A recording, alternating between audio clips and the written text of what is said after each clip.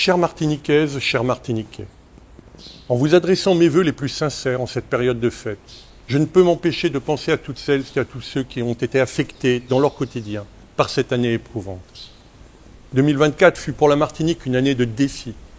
Défi de la crise de l'eau lors des derniers carèmes, défi de la chlordécone toujours pour prendre en charge ses impacts, tendre vers le zéro chlordécone dans l'alimentation et protéger la santé des Martiniquais.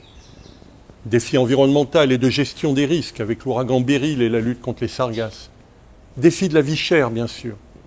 Défi des destructions causées par les émeutes aussi, qui nous ont tous affectés, parfois dans notre chair et dans notre âme, simples citoyens, chefs d'entreprise, salariés, policiers, pompiers et gendarmes.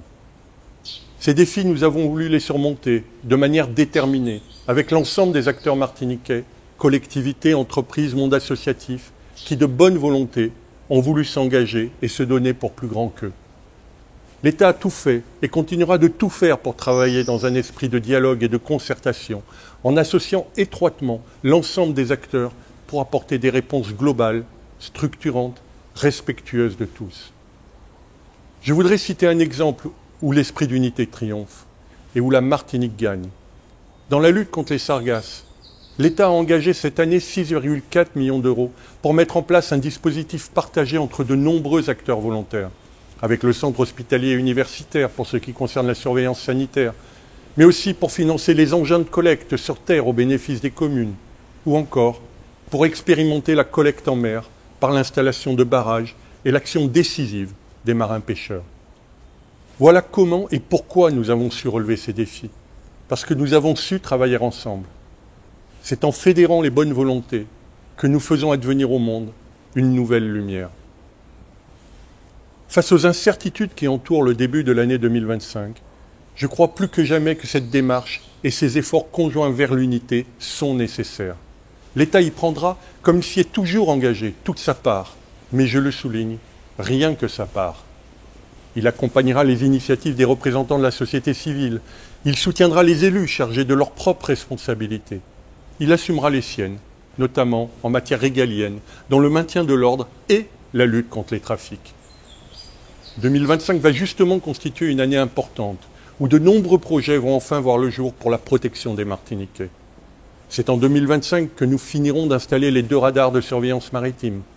C'est en 2025 que des moyens nautiques de la gendarmerie nationale vont être renforcés avec l'arrivée d'une nouvelle brigade nautique.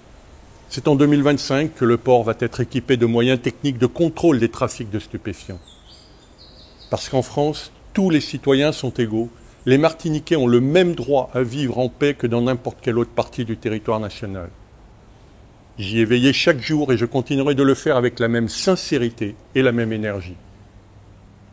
Or, si l'État doit garantir cette égalité des citoyens devant la loi et leur protection partout sur le territoire, il ne peut rien si la société elle-même ne fait pas corps.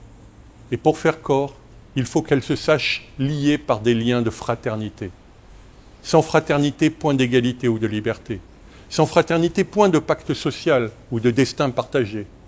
Il ne peut y avoir de projet politique sans collectif soudé par l'amour de ce qui le rassemble. Cette soif d'unité doit nécessairement dépasser les motifs de frustration ou de rancœur, parfois inscrits dans l'histoire ou dans les trajectoires familiales. Cela repose sur chaque citoyen, sur chacun d'entre nous. En Martinique, plus que nul par ailleurs, ce rassemblement est nécessaire. Il est nécessaire car l'insularité nous y oblige, pour la concorde sociale. Il est nécessaire car la demande d'égalité, de justice sociale, de protection est ici l'une des plus pressantes. Il est nécessaire car cette île doit pouvoir compter sur toutes ses forces, sur tous ses talents, sur tous ses potentiels pour dessiner un chemin et voir loin dans un monde de plus en plus tourmenté par les guerres et l'instabilité politique. Chers concitoyens, c'est sur cet appel à la concorde et à la persévérance que je vous souhaite à tous, en mon nom et au nom de l'ensemble des agents de l'État, une très belle année 2025. Sachons revenir aux fondamentaux de notre pacte républicain pour penser l'avenir.